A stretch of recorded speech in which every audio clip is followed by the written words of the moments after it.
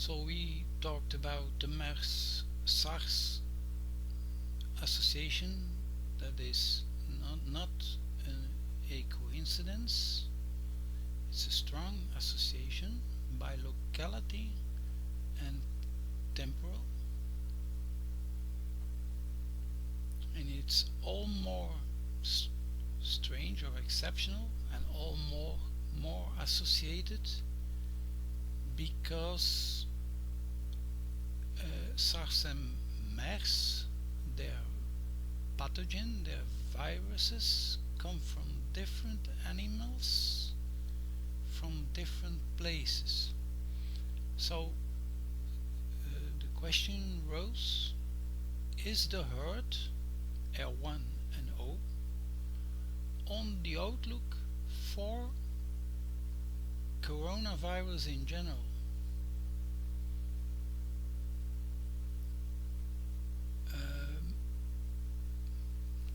It is a not human coronavirus.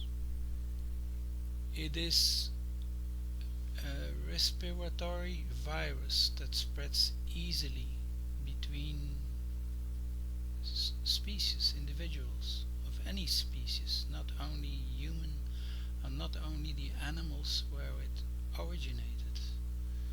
A human can, in the case of COVID, infect a cat, and a cat can infect a dog, and a dog can infect a human again. And in fact, this probably happened quite often. But that doesn't matter. Even in between humans, it spreads easily. So, being an animal virus, we have no antibodies.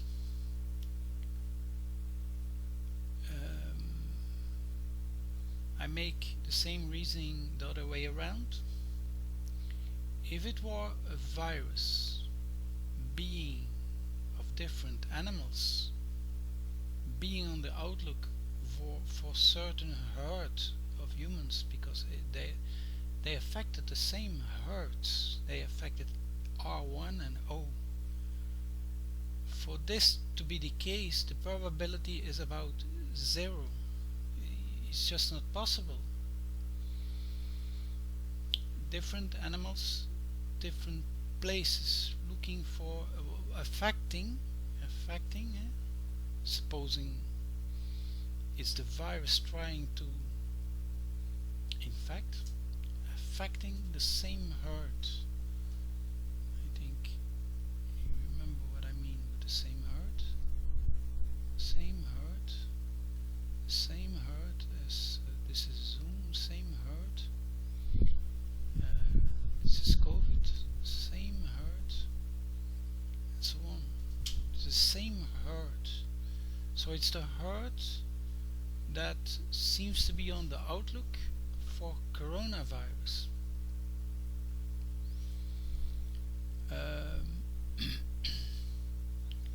So what is special about R1 and O? What makes it different from Q or from certain older haplogroups? R1 is the most recent haplogroup.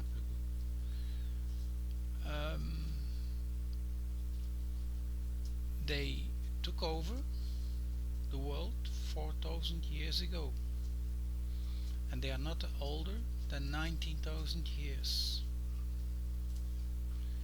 And they end up forming what we call modern humans of the developed world. So now about plague 2000, 2005 I think.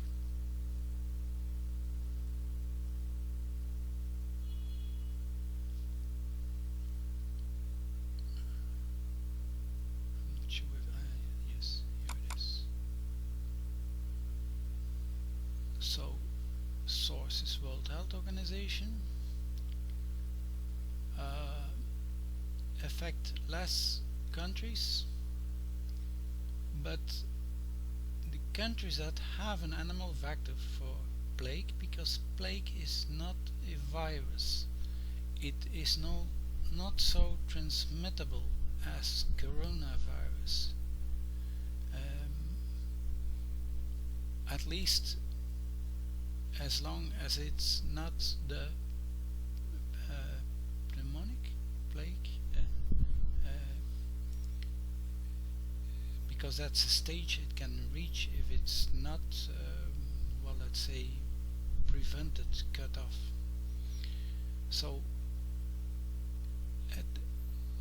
so we can suppose that in 2002-2005 it was cut off before it could take the form of the respiratory plague, because it exists as well.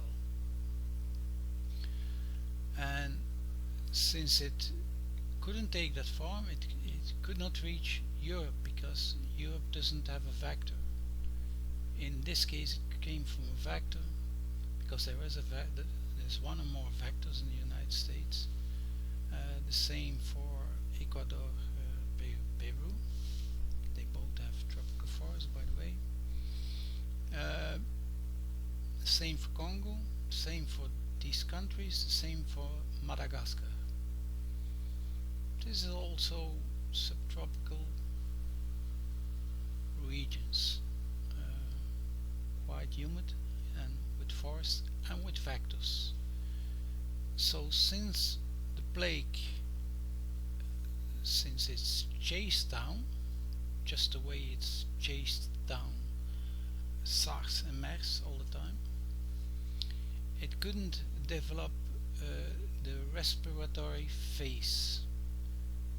The respiratory phase probably developed in the case of the Black Death in the medieval ages. So luckily this was not the case, otherwise it could appear in Europe, that is very vulnerable for pandemics in general, because of the R1b and the R1a. So it was not affected, because the plague could not develop like it could in medieval times.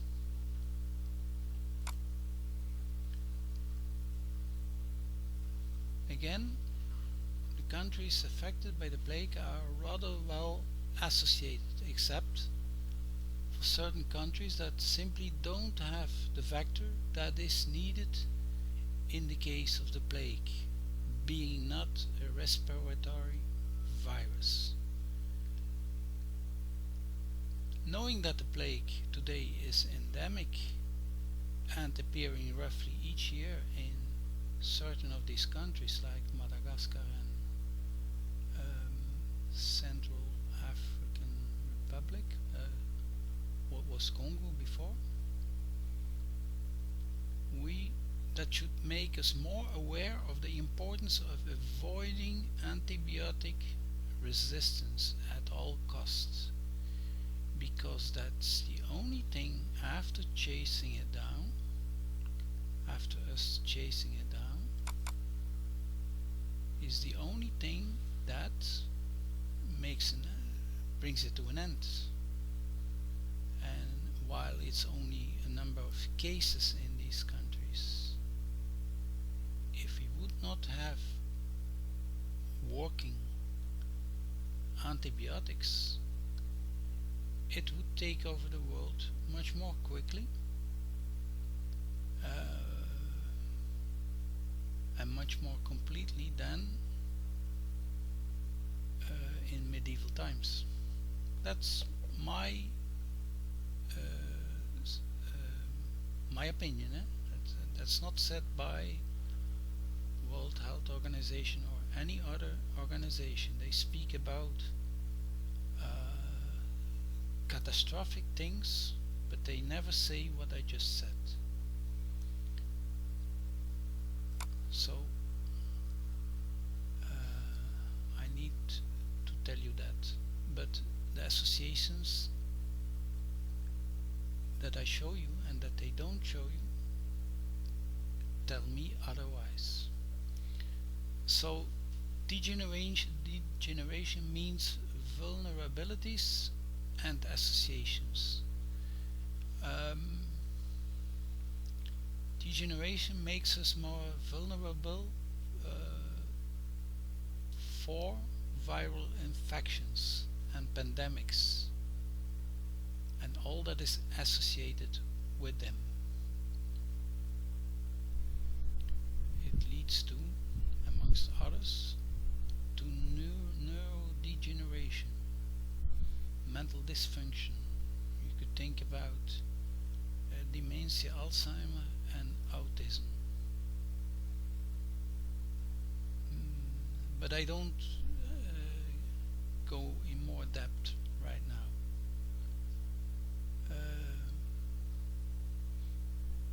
I will switch, I will pull this tool because it would take too long, but it's important. It has to do with what we are talking about.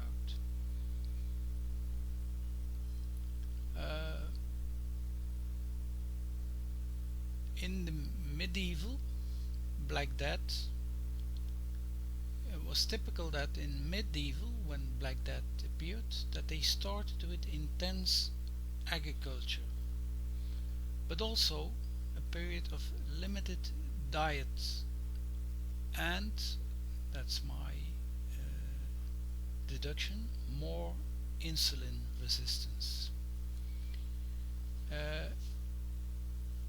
They were starting to use bread and pasta, and they were switching to more grains and vegetables.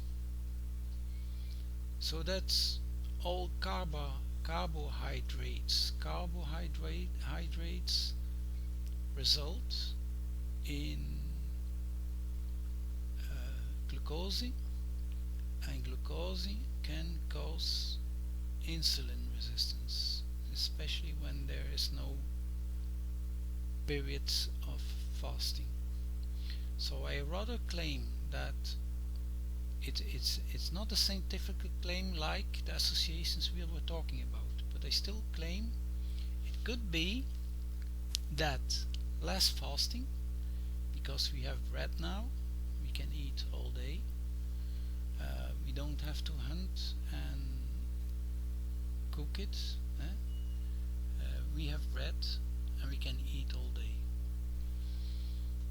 We have stocks of grains and vegetables, bread and pasta. So I claim it is rather the lack of fasting and the insulin resistance than the change to more grains and vegetables. I claim also urbanization with very limited sanitation, probably less exercise than when we were hunter-gatherers, less involuntary fasting, so less in ketosis. I don't go into detail right now.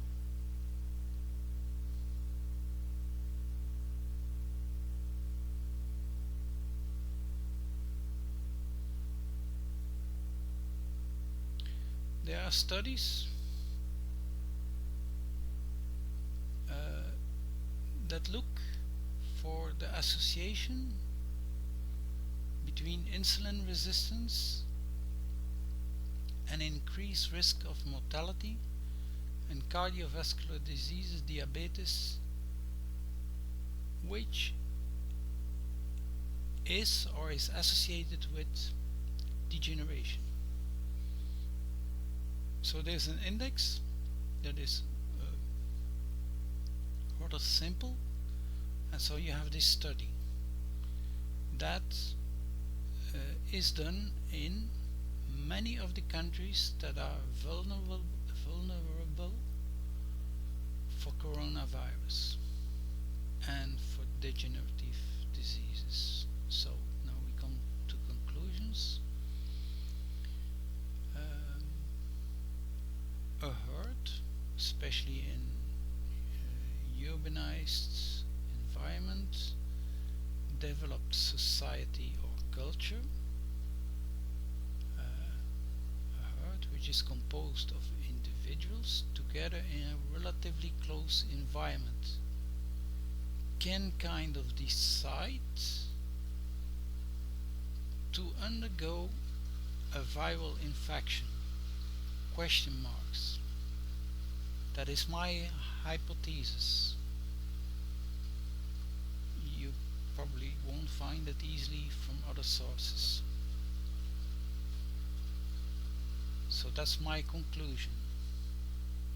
With all these informations we were talking about, it's all here.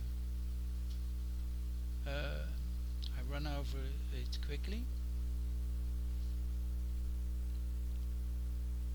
The hybrid genome, because I claim that R1 and O are hybrid genomes, that are original genomes that are hybridized, and because of the hybridization are susceptible, especially in suboptimal conditions like in medieval times, even like in modern times, because we have pollution that they didn't have in medieval times, or not the same way.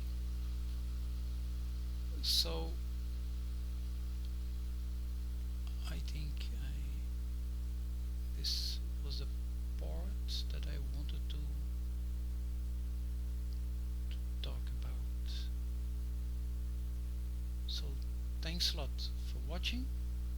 What comes here is discussed in other videos before this video. Thanks a lot for watching. Hope to see you soon.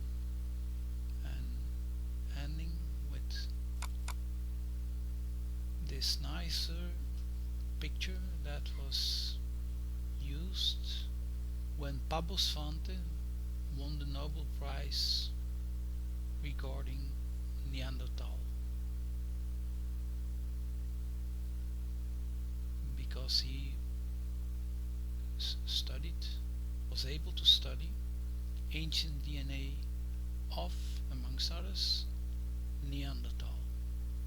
He was also involved in the project that first discovered the sister group of Neanderthal, the Denisovan. Thank you very much for watching. So maybe just one thing more. For them, they are kind of sister groups, extinct, and for them we survived where they did not survive. For me, we are 3 sister groups, and Homo sapiens, you see here, and here. Homo sapiens is just a more recent hybrid, and well, that's it for this video. Thanks a lot for watching. Bye for now.